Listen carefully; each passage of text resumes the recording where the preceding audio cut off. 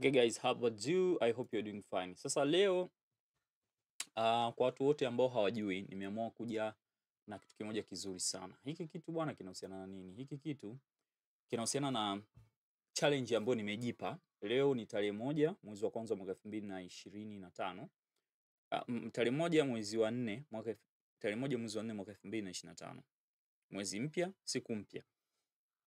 Najipa challenge ndani ya mwaka mmoja. Of course, nitaanza mwezi wa 6 mpaka mwakani tukijali wa mwaka 2026 kama Mungu akituweka hai tukafika salama, nataka nitengeneze bilioni 1. Kwa hiyo hii ni challenge ya kutengeneza bilioni 1 ndani ya mwaka mmoja. Challenge ya kutengeneza bilioni 1 ndani ya mwaka mmoja. Challenge hii naifanyaje? Basi it's very easy, it's very simple. Jinsi nitakavyoifanya itakuwa katika mifumo miwili tu. Jinsi ya kutengeneza bilioni 1 ndani ya mwaka mmoja kwa kutumia SaaS na mobile apps. Nikisema SaaS maana yake ni software as a service. Kwa wale watu wote ambao hawajui SaaS ni nini, nimeandika kitabu kizuri kinaitwa Njia 100 za kutengeneza bilioni 1. Nitakionyesha hapa, kimeelezea kila kitu. Nawaambieni kabisa guys, kitabu hiki nimekiandika kwa Kiswahili, nimeandika kwa Kiingereza na nimeandika kwa Kiswahili.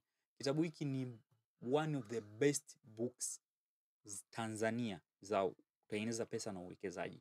Nimeandika njia zaidi ya 100, nimeandika mule njia zaidi ya 200 kama na 50 ambazo zinaweza wewe kukusaidia, kukupa hamasa na kukuwezesha kijana kuweza kujua na fursa mbalimbali ambazo zipo. Mimi fursa ambazo nimeziona, nimeona fursa kwenye SaaS and then nimeona fursa kwenye mobile apps. Kwa hiyo na SaaS zangu ambazo nimeshaziandaa tayari na mobile apps zangu ambazo nimeshaziandaa tayari kwa ajili ya kuingia katika mchakato huu wa kuweza kutuwezesha tuweze kutengeneza bilioni 1 ndani ya mwaka mmoja. Na kitu hiki kinawezekana kwa watu wengi ambao wanaweza kahisi labda ni uongo. Hapana, mimi nipo serious kabisa na nimeweka hii. Hii video ni ya kwanza, nitatoa video ya pili ambayo muendelezo wake nitaonyesha my financial situation mpaka sasa hivi. Nitaonyesha kiasi gani ambacho naingiza, kiasi gani ambacho nadaiwa. Yes, mimi mwenyewe nadaiwa. Huwa tunachukua mikopo ya kufanya vitu mbalimbali, kuna mikopo ya kibiashara na mikopo ya mambo binafsi. Kiasi gani ambacho nadaiwa na situation yangu, kiasi gani ambacho naingiza kwa mwezi, na kiasi gani ambacho natakiwa nikipate ili niweze kuingiza hiyo bilioni 1 kwa mwezi. Bilioni 1 kwa mwaka ndani ya mwaka mmoja. Kwa hiyo tunaelewana kwenye hilo. Kwa hiyo huu ni utangulizi. Haya, kitu ambacho watu wengi hawakijui. Katika masoko, katika yani tunamaanisha mtandaoni au wapi, sehemu tofauti tofauti, watu wanahitaji nini? Watu wengi ili uweze kuwapata wana matatizo, wanahitaji wewe uyatatue matatizo yao. Maana yake nini? Watu walikuwa wanahitaji mawasiliano, ndio maana simu imekuwa ni business kubwa sana duniani. Ukizungumzia kampuni ya Samsung, ni kampuni ambayo inatengeneza pesa nyingi sana kwenye simu kuliko hata sehemu zingine zozote. Ukizungumzia Apple, hata kompyuta saizi wamesha in hazina nani ile, ndio zina vibe lakini sio kivile. Lakini simu za Apple saizi imekuwa ni kama symbol, au wengine wanaita symbol, alama ya utajiri, alama ya ukwasi. Kwa hiyo inamaanisha watu walikuwa wanatamani kuwa na kifaa cha mawasiliano kitawezesha kuweza kupata mawasiliano kirahisi, ni internet na hivyo vitu vingine. Lakini imekuja sasa, kama saizi imekuja ni alama ya ukwasi. Watu wanaita customer experience, yani mtu akiwa nayo anajisikia fahari. Hata watu wa Apple wengi wanadharau watu wanaotumia Android, inamaanisha watu wa Samsung na hizo simu zingine. Japokuwa hizo simu za Android ndio zina teknolojia ambayo more advanced kuliko hata ya Apple. Lakini kikubwa ni nini? Kikubwa ni kwamba kulikuwa na tatizo la mawasiliano, watu wanatengeneza pesa kwenye mawasiliano. Ili wewe uweze kufanikiwa, unatakiwa uangalie kitu kinaitwa pinpoint, uangalie challenges, uangalie matatizo, uyatatue. Kama hautoweza kutatua matatizo, aidha iwe mtandaoni au iwe mtaani, hautoweza kufanikiwa, hautoweza kufanya kitu chochote kile, hautoweza kulipwa. Mtu anakulipa kwa sababu ana tatizo. Mfano, tuingie mtaani, tukiachana na mtandaoni, tuingie mtaani. Mtu ana sherehe, lakini sherehe yake anahitaji mhamasishaji, mshereheshaji, ma MC, kina MC Ruvanda, kina MC Garabi, kina MC Pilipili na MC wengine wote, kina Chris, kina nani wote. Imekuwa biashara kubwa sana Tanzania ya UMC na watu wanalipwa pesa nyingi. Mtu ndani ya weekend moja tu, labda kuanzia Alhamisi, Ijumaa mpaka Jumamosi au Jumapili, anaweza akatengeneza zaidi ya milioni 10 kwa ajili ya kazi yake ya UMC tu. Umeona? Kutengeneza na faida ni vitu viwili tofauti, kwa sababu unaweza kutengeneza hela lakini faida ikawa ndogo, kwa sababu kuna gharama za mafuta, usafiri na hivyo vitu vingine. Lakini uwezo wa kutengeneza hiyo pesa upo. Huyu mtu ambaye anaingiza labda milioni 10 ndani ya weekend moja, inamaanisha ndani ya mwezi mmoja ana uwezo wa kuingiza hata milioni 40. Kwa mwaka anaingiza milioni 400, anaweza kaingiza mpaka milioni 480 kwa kazi ya OMC tu. Umeona jinsi gani ilivyokuwa na nani? Hivyo tunazungumzia, sio hivyo tu, tunaenda hata kwenye watu ambao wao ni nani, ni labda kama sio MC, labda anaweza akawa ni nani, huyu mtu ambaye ni fundi. Tunajua fundi magari, tunasema makanika, kuna watu wanaopiga rangi nyumba, wanaotengeneza nyumba, wanaotengeneza simu wenyewe, wanaotengeneza karibia kila kitu kinahitaji fundi aweze kuja kurekebisha. Umeona, hizo zinaitwa services. Umeona, services, watu wa plumbing na nini na hivyo. Kwa hiyo kazi zipo nyingi, huduma zipo nyingi ambazo na biashara zipo nyingi ambazo zinasaidia kutatua changamoto fulani. Kwa hiyo ukiweza kutatua changamoto ya sehemu fulani, ndio ukizungumzia mawakili, majaji wote, tatizo nini? Kuna kesi, watu wamezulumiana, kuna mtu kafanya unyama, kesi za jinai, madai na hizo za kibiashara na hivyo. Kwa hiyo kuna watu wapo pale kwa ajili ya kuwakilisha ambao waliodhulumiwa au waliodaiwa na yule ambaye amedhulumu. Katikati kuna jaji ambaye anatoa maamuzi kwenye pande mbili. Zote hizo ni biashara, zote hizo kuna transactions za pesa pale ambazo zinapita. Hivyo ndio vitu ambavyo tunaviona. Kwa hiyo ili wewe uweze kufanikiwa, lazima utatue changamoto. Mtu ambaye alikuwa na laptop, watu walikuwa wanahitaji kufanya kazi kwenye laptop. Laptop zimekuwa billions of dollars biashara. Microsoft, Macintosh, kina Steve Jobs, kina Apple. That's it. Wewe unataka safiri magari wa Marekani, Toyota, sijui Ford Ranger, sijui nini, Volkswagen, wenyewe ta Volkswagen. Umeona?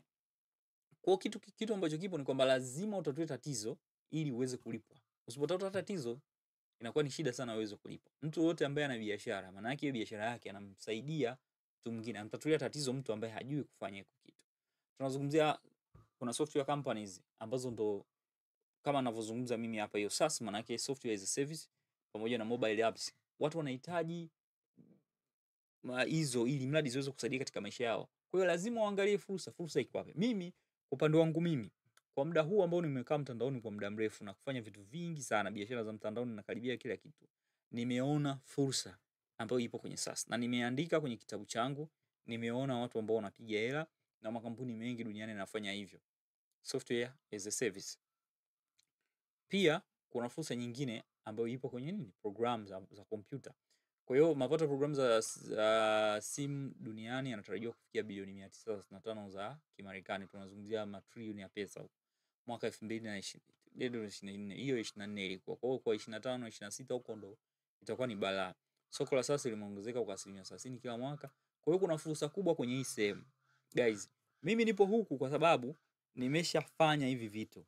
Hizi product nazo nazifanyia kazi. Na hizi tunaelewana. Nazo nazifanyia kazi. Na ndio maana nimesema hii bilioni 1 nitaitengeneza kwa kutumia sehemu kubwa mbili, SaaS pamoja na mobile apps. Sijasema SaaS ipi, sijasema mobile apps zinazotatua changamoto gani, lakini hizo sehemu mbili ambazo nimeziweka. Yes, of course kuna changamoto zake kwenye SaaS, kuna mambo ya payment gateways yana shida, lakini tutakuja kuyatatua. Kwenye program za simu kuna baadhi tu ya nani ambazo sio nyingi kutengeneza na nini. Mimi kutengeneza natengeneza mwenyewe guys. Kwa hiyo hiko ndo kitu ambacho nitakachofanya. Kuna marketing pamoja na hivyo vitu vingine.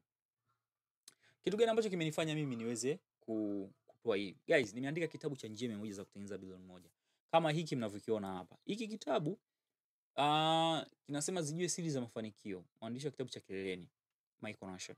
Hiki kitabu nilikiandika toka mwaka 2024. Kama wale watu ambao hawajui, mimi nilikiandika kitabu mwaka 2023 mwezi wa 12 ndio nilikimaliza, cha Kiingereza. Cha Kiswahili nikaja kukitafsiri ikashindikana, ikabidi nikiandike upya. Nikakimaliza mwezi wa 6 mwaka 2024. Hivi nikamaliza mwezi wa 6 mwezi wa 8. Okay. Mwezi wa 6 au wa 8, lakini nakumbuka ilikuwa ni mwezi wa 6. Mwezi wa 6 mpaka mwezi wa 8 nikaanza kukifanyia auditing.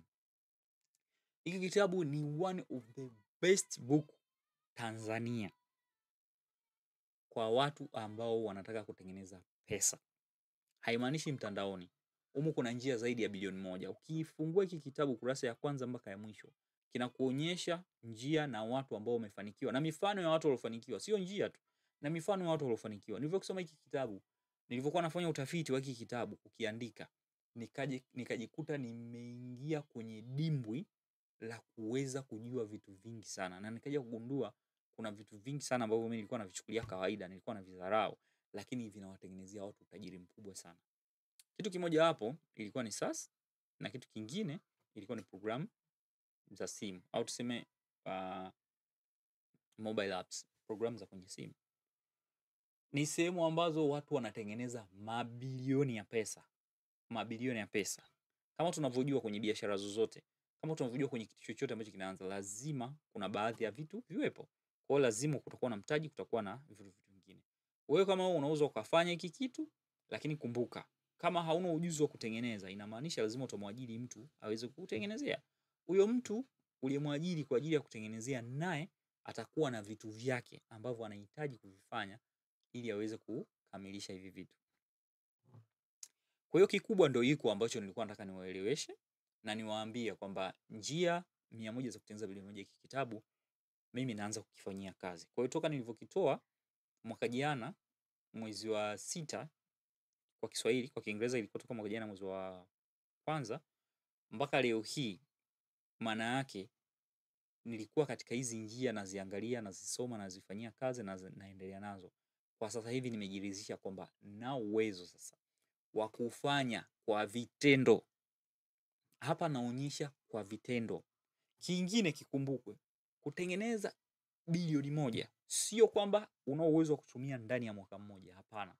Kuna watu wametumia miezi kadhaa tu wamefikisha, na story nyingi sana zingine ambazo sijaziandika, zingine of course ni za miezi 3-4 iliyopita. Watu wametengeneza mabilioni ya pesa ndani ya muda mfupi. Kuna njia nyingine, kuna hizo story ambazo nimeziandika ambazo kuna watu ambao wametengeneza kwa muda huo. Kuna watu wengine wao walichukua muda mrefu zaidi. Kuna wengine wamechukua labda ndani ya mwaka mmoja kuweza kutengeneza hiki kitu. Kuna watu wengine wamechukua zaidi ya miaka 5. Kuna wengine wamechukua zaidi ya miaka 10 kuweza kutengeneza bilioni 1. Sawa? Kwa mfano, hebu tuchukulie tu mfano wa programu za simu. Tunachukulia mfano tu Mange Kimambi. Chukulia mfano Mange Kimambi. Maana yake Mange Kimambi nimemwandika story yake kwenye hiki kitabu. Sawa, Mange Kimambi amechukua zaidi ya miaka 10. Haya sio maneno yangu, ni maneno yake yeye mwenyewe. Amechukua zaidi ya miaka 10 mpaka kutengeneza hii bilioni 1 kwa kutumia mobile application. Maana yake ile ndani yake ni mobile apps ambayo ina uwezo wa kuweza kuandika na hivyo vitu vingine, kuweza kutoa umbea na baadhi ya vitu vingi ambavyo vipo. Mafanikio yake ameyapata sio kwa sababu alitoa tu application ndio muda huo akapata mafanikio, hapana. Alitengeneza audience kwa muda mrefu, more than 10 years, bila kumchaji mtu wowote yule. Alikuwa anafanya for free, lakini at the end of the day anafanya hivyo for free. Yeye anaishi maisha ya kifukara. Sio kwamba eti alivyokuwa anaishi Marekani akawa anaishi maisha ya kitajiri, hapana. Alikuwa anaishi maisha ambayo sio kwetu sisi, unaweza kuona sio nani, lakini kwa kule sio maisha ambayo yale ya kitajiri. Lakini kwa sasa hivi anaishi Marekani, kipato kikubwa kinatokana na nini? Na application yake. Kwa hiyo alichukua zaidi ya miaka 10. Kwa hiyo mimi sitaki kuchukua zaidi ya miaka 10. Mimi ninajipa challenge hii ndani ya mwaka mmoja. Kuanzia mwezi wa 6 mwaka huu mpaka mwezi wa 6 mwakani. Mwezi wa 6 mwaka 2025 mpaka mwezi wa 6 mwaka 2000, yani mwezi Juni 2025 up to June 2026. How can I do that? Unawezaje kutengeneza bilioni 1? It's very easy. It's very simple. Unatakiwa uchukue bilioni 1, unatakiwa ugawanye kwa miezi 12. Kwa ukichukua bilioni 1 ukigawanya ndani ya miezi 12, unakipata kitu kimoja kizuri sana. Una uwezo kuchukua bilioni 1 ukagawanya ndani ya miezi 10. Ukakuta ndani ya mwezi mmoja unatakiwa utengeneze bilioni, unatakiwa utengeneze. Kwa hiyo hebu turudi hapa tuje kuangalia calculation kidogo kabla hatujaendelea. Kwa hiyo kwa mfano kama mimi nahitaji mimi na bilioni 1. Hii ni milioni hapa, hii ni bilioni 1, sawa? Bilioni 1 ukigawanya kwa miezi 10. Kwa miezi 10 tu inaweza inakupatia ni milioni 100. Kwa hiyo kwa mfano hapa inatakiwa iwe ni milioni 83. Nice, tunaelewana. Kwa hiyo kwa mwezi natakiwa niingize milioni 83. Hii kwa mwezi ukigawanya kwa dola 2600, nafanya approximation, inamaanisha mimi kwa mwezi natakiwa nitengeneze dola 1032 ambayo ni sawa na milioni 83. Dola 1032 kwa mwezi. Sasa hiki kiwango sio kidogo, ni kiwango kikubwa sana, lakini kinawezekana, lakini nina uwezo wa kukipata hiki kiwango wa kukuingiza. Kwa hiyo maana yake nimejipa ndani ya mwaka mmoja. Of course hapa kuna miezi miwili ambayo imezidi. Miezi miwili ni kwa sababu ya kuandaa mazingira mpaka mwezi wa 6 ukifika. Hizo application ambazo nataka niziweke kwenye Play Store pamoja na Apple Store pamoja na Play Store ziweze kuwa tayari. Asasi yangu ambayo nitakayoianzisha iza 1 au 2 au 3 itakuwa tayari inafanya kazi, zinafanya kazi zote functional, zipo vizuri. Uwezo wa kuingiza hiki kiasi sio kwamba haiwezekani, inawezekana. Ukitengeneza kitu ambacho unatatua tatizo la watu, yes of course, ukifanya na marketing ambayo ipo vizuri, of course, lazima itafanya vizuri tu. This is it. Ninachotakiwa mimi kufanya ni kutengeneza dola 32. Kwa wale watu ambao hawajui, kuna applications zinatengeneza mpaka dola 300,000 kwa mwezi, per month. 300,000 US dollar per month. Tunazungumzia hapo mara 10 ya hiki, ambao zinatatua matatizo madogo kuliko haya ambayo mimi nataka niende kuyatatua kwenye application hizo ambazo nitaweza kuzifanya. Next, tunaelewana kwenye hilo. Kwa hiyo hiki ni kitu ambacho mimi nimekiandaa, na kitu hiki basi nimekipata wapi? Kama nilivyosema guys, hiki kitu kimetokana na nini? Hiki kitu kimetokana na mimi mwenyewe. Baada ya kuandika hiki kitabu, nikaja kugundua uzuri uliopo, njia tofauti mbalimbali za kuweza kujipatia kwa kipato. Mimi nipo vizuri sana mtandaoni, mimi sipo vizuri sana mtaani.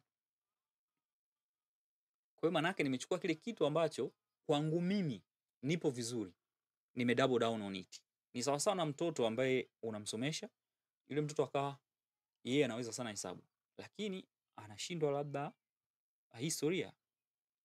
Sawa? Haina haja mimi kwenda kumtafutia mwalimu wa historia, nitaenda kutafutia mwalimu wa hesabu ili aweze kujua hesabu zaidi. Hiyo historia atajikokota. Na sisi tunaelewana. Kwa hiyo mimi nimeamua kuingia kwenye kitu ambacho nimekiweza, naweza kukifanya na kinao uwezo wa kunipa matokeo mazuri. Sina haja ya kuanza kwenda kutengeneza shamba la kuuza nyanya. Of course humu kuna njia tofauti tofauti kama nilivyosema guys, lakini njia ambazo mimi binafsi zimenipata ni hizo. Zipo nyingi, kuna affiliate marketing ipo, kuna mambo ya kutengeneza blogs yapo na kila kitu. Guys, huko kote mimi nimejaribu na nimefanya. Sawa? Lakini kwa njia hizi naona kwangu mimi zitakuwa ni rahisi kuliko hizo zingine. Kwa hiyo nataka ni approve kwa watu, nataka niwaonyeshe watu kwamba ndani ya mwaka mmoja, guys, kama nilivyosema, unao uwezo wa kutengeneza hiyo bilioni 1 zaidi ya mwaka mmoja. Hii ni video ya kwanza, nitaonyesha video ya pili ambayo nitaonyesha situation yangu, my financial situation kwa sasa hivi niko wapi. Inatakiwa watu waelewe hilo. Yaani for now, kwa sasa hivi my financial situation niko wapi. Nitaonyesha nilipo, and then hiyo video nitakuja kuitoa baada ya mwaka mmoja kupita. Tukishakutana mwaka 2026 tukijalia tukiwa hai, nitawaonyesha watu, jamani, video ilikuwa nyuma ilikuwa ni hii. Nitaonyesha jamani, kiasi ambacho nilikuwa napata kwa mwezi ni kiasi gani, pesa yangu ilikuwa ni ipi na vitu kama hivyo. Hii itakuwa ni video ya ushahidi kwa wale wote ambao hawajui. Huu ni mwaka 2000 na leo ni tarehe 1 kama nilivyosema, na wale watu wanajua. Hapo tunaweza tukatoka nikakuonyesheni tarehe ni hii hapa, inaonekana hapa tarehe 1 mwezi wa 4. Hizi tarehe zimekaa kimarekani, kwa hapa ni tarehe 1 mwezi wa 4 mwaka 2025. Muda sasa saa 8 dakika 23. Hamna kitu kilichokuwa edited hapa. Everything is here. Mtandaoni kila kitu kinaonekana. Nasi tunaelewana kwenye hiyo. Kwa hiyo nataka niwahakikishe watu, niwaambie watu, hizi njia 100 za kutengeneza bilioni 1 zinawezekana. Video ya pili kama nilivyosema, nitaonyesha situation yangu ya kifedha kwa saizi iko wapi. na nitaonyesha hizi hadi application zangu, application pamoja na software as a service zangu ambazo nitakazoziweka ambazo zitafanya kazi. Kwa hiyo katika challenge hii ambayo nimejiwekea, namaanisha nini? Namaanisha nataka nionyeshe hizi njia 100 za kutengeneza bilioni 1 zinawezekana. Njia ambazo nimeziandika mimi mwenyewe, naenda kuziprove kwa watu kwamba this is possible. Hii inawezekana. Nimejipa hiyo challenge ndani ya mwaka mmoja kutengeneza bilioni 1. Kwa ndani ya mwaka mmoja kutengeneza bilioni 1, kama katika hesabu zetu tulizofanya, nahitaji nini? Nahitaji kutengeneza $34,000 ndani ya mwaka mmoja. Sawa? $32,000 ndani ya mwaka mmoja. Hiyo $32,000 inamaanisha nikizidisha mara 12 inanipa $384,000, ambayo hii ukizidisha na 2600 inakupa bilioni 1. Nice, tunaelewana? Bilioni 1 za Kitanzania kwa value yetu ya 2600. Kwa kama ikifika 2700, maana yake kwangu mimi itanipa boost ile shilingi 100 ambayo itakayoongezeka. Hesabu zetu zimekuja kama hivi. Nachotakiwa ni kutengeneza $32,000 kwa mwezi. That's what I'm going to do.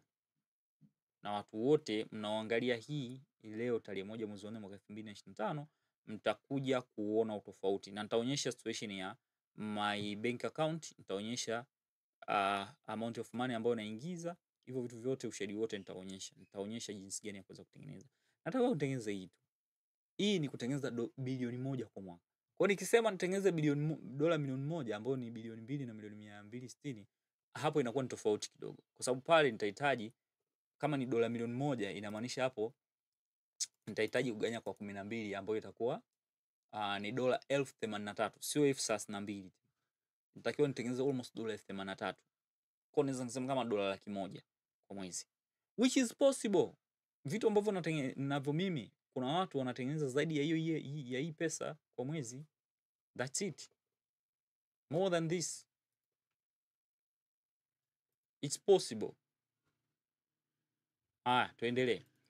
Kwa hiyo hiko ndo kitu ambacho nimejiwekea, na kitu ambacho nitakuja kukifanya na watu wote waweze kukiona kwamba ni kitu ambacho kinawezekana. Njia 100 za kutengeneza bilioni 1, mimi nitaanza mwaka huu. Kwa nini? Kwa hiyo kama nilivyosema, matatizo na changamoto ndo zile ambazo wewe zitakuja kukupa huo ushindi kwenye haya mambo yetu.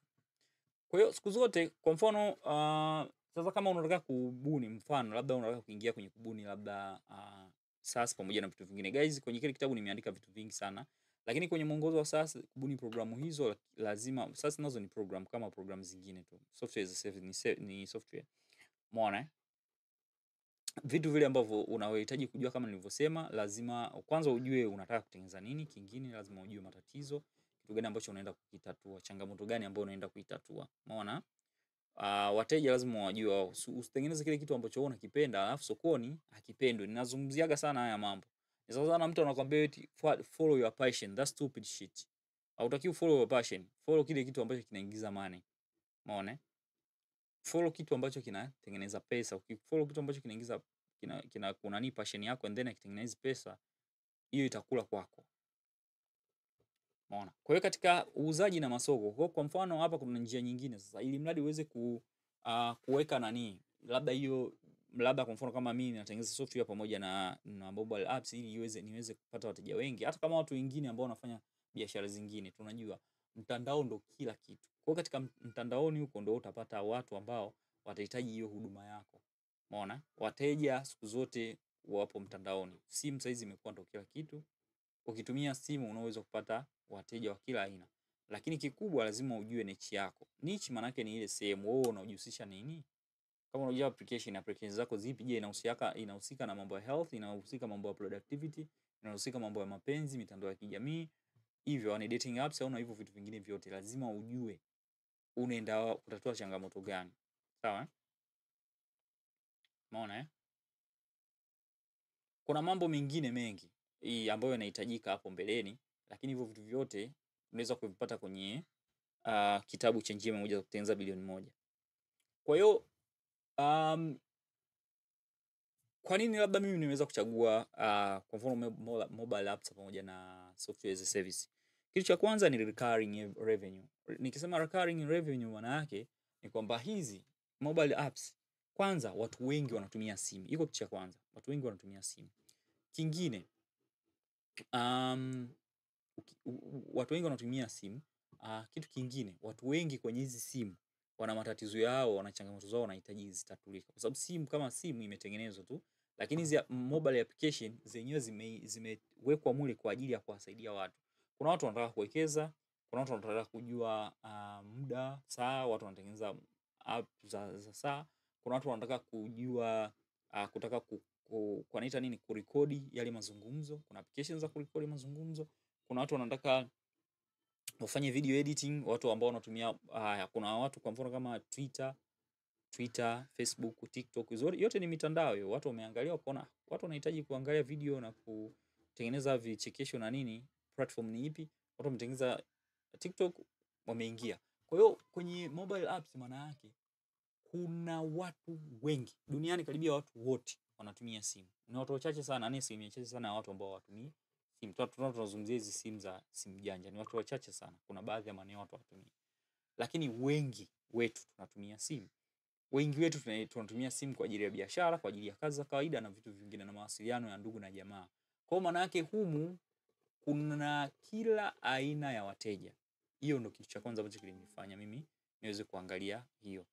Sawa. Kwa lazima uangalie ubunifu, ufumbuzi kama nilivyosema, na vitu vingine. Hapa unaandika nani? Kuna vitu vingine vingi ambavyo kwa mpango wa uwekezaji na ukuaji, guys, kama nilivyosema, kitu chochote kile ukiwa unataka kukianzisha lazima uwe na mtaji wa kwanza, and then kuna mambo ya kukua.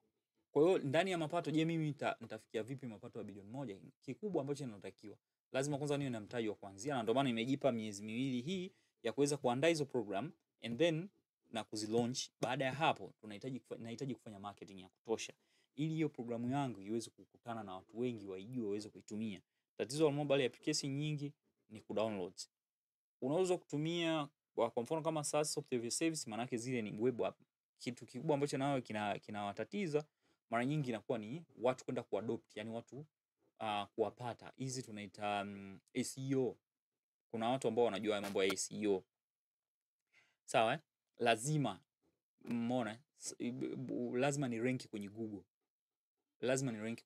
Ili mradi niweze kurank kwenye Google, inahitajika maana yake labda landing page yangu pamoja na nini, still bado nitahitaji kufanya matangazo. Naweza nikafanya Google Ads, naweza kufanya influencer, lakini kwa sasa influencer marketing ndio inalipa sana, japokuwa it's very hard kwa sababu influencer wanachaji pesa nyingi sana kwa ajili ya wewe uweze kuirusha hiyo programu yako. Na hizi tunaelewana kwenye hilo. Kuna wengine wao wanafanya bure, lakini kuna wengi sana lazima utumie pesa. Kwa kuna uhitaji wa uwekezaji wa hela ambayo natakiwa niiweke mwanzoni kwa ajili ya kutangaza hii programu yangu pamoja na hata software as a service yangu ambayo nitakayoifanya. Wale watu ambao hawajui, mimi nimetengeneza, of course siwezi kusema kutengeneza, lakini nimekuwa na mawazo ya vitu vingi sana. Wazo la kitu kimoja hapo naweza nikalisema, ambao watu wengi hawalijui, nilikuwa nalo, ila baadaye na rafiki yangu nilikuwa naye, nilimshirikisha kanini, mpaka saizi bado ninalo na nitalitengeneza katika siku za baadaye huko mbeleni. Ni ile hali ya sisi kuweza kuchajiwa pesa nyingi. Mnajua kuna kampuni hapa imeshaingia saizi kutuma hadi milioni 5, sio unakotoa 1500 hadi milioni 5 kutuma kutoka mtu mmoja kwenda mtu mwingine. Wakati makampuni haya mengine ya simu yani kuanzia laki ngapi wanakuchaji hela nyingi karibia 5000. Wao wanakuchaji 1500, which is crazy, na ambayo ni entry strategy nzuri ambayo imeingia nayo. Umeona? Mimi nilikuwa nataka niweke very cheap chini ya hapo. Lakini kipindi hiko ilikuwa ni miaka kama 4 iliyopita, kulikuwa na mambo fulani hivi yaingiliana, kwa tukashindwa kufanya. Still bado na idea ya kuweza kutengeneza application ambayo uwezekano wa kuweza kutuma pesa kutoka nchi moja kwenda nchi nyingine haizidi $1 kukatwa. Hata ukituma milioni 200 $1. Why? Sababu kubwa ipo hata kwenye crypto. Wanaona crypto watu wanaweza kufanya miamala hata ya dola milioni 20, milioni 30, ambapo tunazungumzia bilioni 50, 80 huko. Lakini ukashangaa mtu kakatwa $2 au $3 au $1. Lakini miamala hiyo ungeifanya kwa hali ya kawaida, inamaanisha pale charges zingekuwa nyingi sana. Kwa uwezekano wa kufanya hiko kitu upo. Unakuta makampuni kama PayPal pamoja na Visa sijui nini unapata pesa nyingi kinoma kwenye kila transaction moja. Kwa hiyo kama mimi nimekuja na wazo hilo la kuweza kupata $1 hata kama mtu akituma $10 milioni au $1 milioni 100, inamaanisha mimi nitawachukua wateja wote wao kwangu. Still bado kuna michakato mingi hapa kati ya kuweza kutengeneza hiyo application. Inamaanisha kuna baadhi ya vitu vingi lazima uincorporate, mtaji nao pia waweza kutuma hela kutoka sehemu moja kwenda sehemu nyingine. Hivyo navyo ni vitu ambavyo ni baadhi ya changamoto ambazo, lakini ni kitu ambacho kuna uwezekano wa kukiweka, na mtu ambaye atakuja na hiyo solution ambayo mimi ninayo, idea hiyo muda mrefu, itakuwa ni bonge ya issue. Kwa hiyo kitu ambacho ninachokisema kinawezekana, na ndio maana nimeingia all in, naenda kukifanyia kazi. Hitimisho. Changamoto ni kubuni suluhisho la kipekee. Kwa hiyo mimi nimeona tatizo kwenye soko, na of course sio kwamba eti mimi ndio genius nimekuja na idea hii, hapana. Kuna matatizo ambayo yapo sokoni, kuna baadhi ya software pamoja na web application au SaaS ambazo zipo sokoni zinatoa matatizo haya. Kwenye zile mimi naangalia zimekosa kitu gani? Mimi nimeenda kusuluhisha hivyo vitu. Kwenye hiyo kitu kilichokosa mimi nikaenda naingiza sokoni. Kuna vitu vingine vilikuwa ni very much complicated. Kwa mfano kuna application moja ilikuwa very much complicated. Kuna madogo fulani wakaja, wadogo tu. Mmoja ana miaka 17, mwingine ana miaka 23. Wamekuja, umeona kwamba hii application ina complication ni kubwa, sisi wenyewe tumeshindwa kuitumia. Walichofanya, wakatengeneza application ambayo ni very easy kuitumia kutokana na ile kubwa. They are making $2 million per month. Nice, tunaelewana. Kwa waliona tatizo ambalo lilikuwa kwenye application ambayo ipo sokoni, wao kachukua ile application wakaichuja, wakaipunguza zile feature zote kubwa, wakaweka feature zao chache tu. Tena waliweka feature moja tu ambayo wana screen 3. Nikisema screen, watu ambao wana mobile apps wanazijua. Ina screen 3 tu, only 3 screen. They are making $2 million per month. That's crazy. Vitoto vidogo. Kwa hiyo guys, kikubwa ni nini? Kikubwa wewe uangalie tatizo, wewe uko wapi. Mimi nimezungumzia kuhusiana na situation yangu lipo. Mimi natengeneza mobile apps pamoja na SaaS. Na sio kwamba eti labda nitatengeneza moja au mbili. No, nitatengeneza nyingi. Mobile application nitatengeneza 10, SaaS nitatengeneza 5. Jumla nitakuwa na vitu 15 ambavyo nitaviingiza sokoni. Why? Of course, ni njia ile ya kizamani. Utafiti ule wa kizamani kwenye biashara kwamba ndani ya biashara 10, moja mara nyingi, tuseme sio 10, unakuta 5 zinatoboa ndani ya miezi 6, 2 au 3 zitatoboa ndani ya mwaka mmoja, moja itatoboa ndani ya miaka 5 mpaka miaka 10. That's it guys. Kwenye biashara 100, unashangaa biashara 2 au 3 ndo zinafika miaka 10. Na sometimes inahitaji mwaka mmoja tu kuweza kufikia bilioni 1. Okay guys, challenge hiyo nimeanza leo, na leo ndo siku rasmi ya kuanza challenge ya kutengeneza bilioni 1 ndani ya mwaka huu. Kwa mpaka mwakani mwezi wa 6 natakiwa hii challenge niwe nimeikamilisha, na nitaonyesha kila kitu. Kuna video nyingine nitaonyesha ambayo nitakuja kuitoa mwakani mwezi wa 6 nitakapofikia situation yangu ya kifedha iko wapi na mimi mpaka saizi niko wapi. Have a nice day guys. Thank you very much. Kama kuna mtu wote ambaye yupo willing kujoin na mimi, come to join. Tuweze kutengeneza bilioni 1 ndani ya mwaka mmoja. Kitabu cha njia 100 za kutengeneza bilioni 1 ndio ambacho tutakitumia kwa ajili ya kufanya hivi. Have a nice day guys. Thank you.